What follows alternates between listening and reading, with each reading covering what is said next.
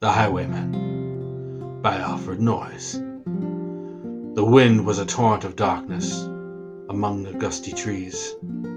The moon was a ghastly galleon tossed upon cloudy seas. The road was a ribbon of moonlight over the purple moor, and the highwayman came riding. The highwayman came riding up to the old inn door. He'd a French cocked hat on his forehead, a bunch of lace at his chin, a coat of the claret velvet, and breeches of brown doe skin. They fitted with never a wrinkle.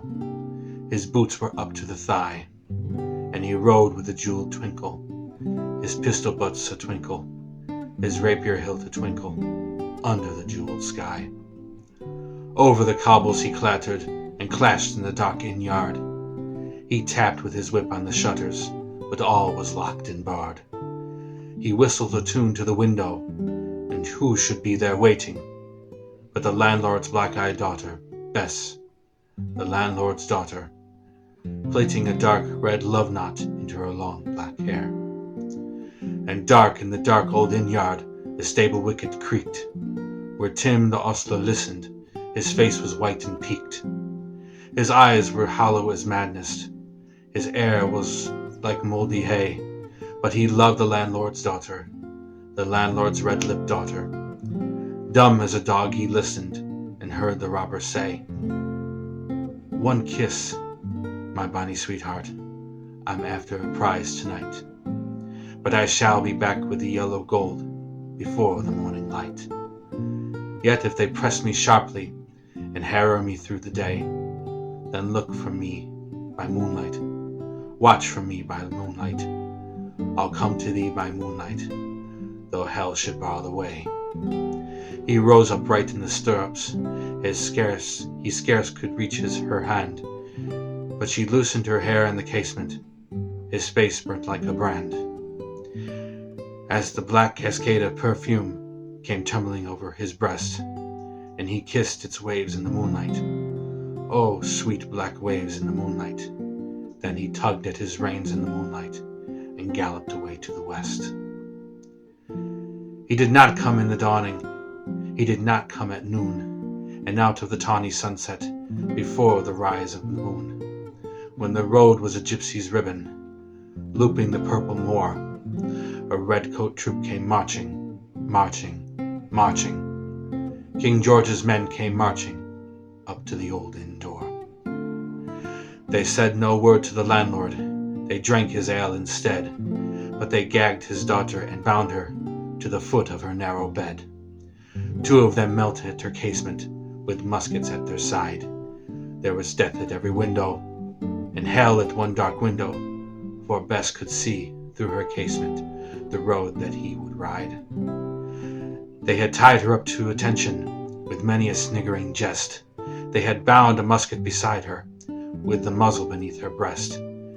"Now keep good watch," and they kissed her, and heard the doomed man say, "Look for me by moonlight, watch for me by moonlight. I'll come to thee by moonlight, though hell should bar the way." She twisted her hands behind her, but all the knots held good. She writhed her hand till her fingers were wet with sweat or blood. They stretched and strained in the darkness, and the hours crawled by like years, till now on the stroke of midnight, cold on the stroke of midnight, the tip of one finger touched it. The trigger at least was hers. The tip of one finger touched it.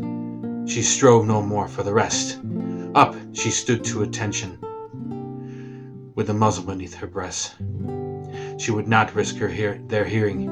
She would not strive again, for the road lay bare in the moonlight, blank and bare in the moonlight, and the blood of her veins in the moonlight throbbed to her love's refrain. Clot, clot, clot, clot. Had they heard it? The horse was ringing clear. Clot, clot, clot, clot, in the distance. Were they deaf that they did not hear? Down the ribbon of moonlight, over the brow of the hill, the highwaymen came riding. The redcoats looked to their priming. She stood up straight and still. Clot, clot, in the frosty silence. Clot, clot, in the echoing night. Nearer he came, and nearer. Her face was like a light. Her eyes grew wide for a moment. She drew one last deep breath. Then her finger moved in the moonlight. The muskets shattered the moonlight, shattered her breast in the moonlight, and warmed him with her death. He turned. He spurred to the west. He did not know who stood, bowed with her head over the musket, drenched with her own blood. Not till the dawn he heard it, and his face grew grey to hear how Bess, the landlord's daughter, the landlord's black-eyed daughter, had watched her love in the moonlight and died in the darkness there. Back he spurred like a madman, shrieking a curse to the sky, with the white road smoking behind him and his rapier brandished high. Blood red were his spurs in the golden noon, wine red was his velvet coat, when they shot him down on the highway, down like a dog on the highway, and he lay in his blood on the highway with a bunch of lace at his throat.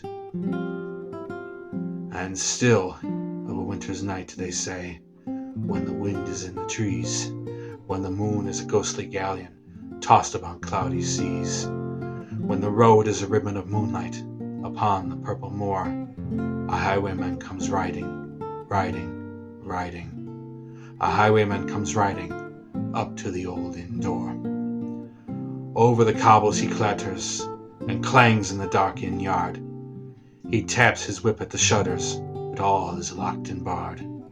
He whistles a tune to the window, and who should be waiting there but the landlord's black-eyed daughter, Bess, the landlord's daughter, plaiting a dark red love knot in her long black hair.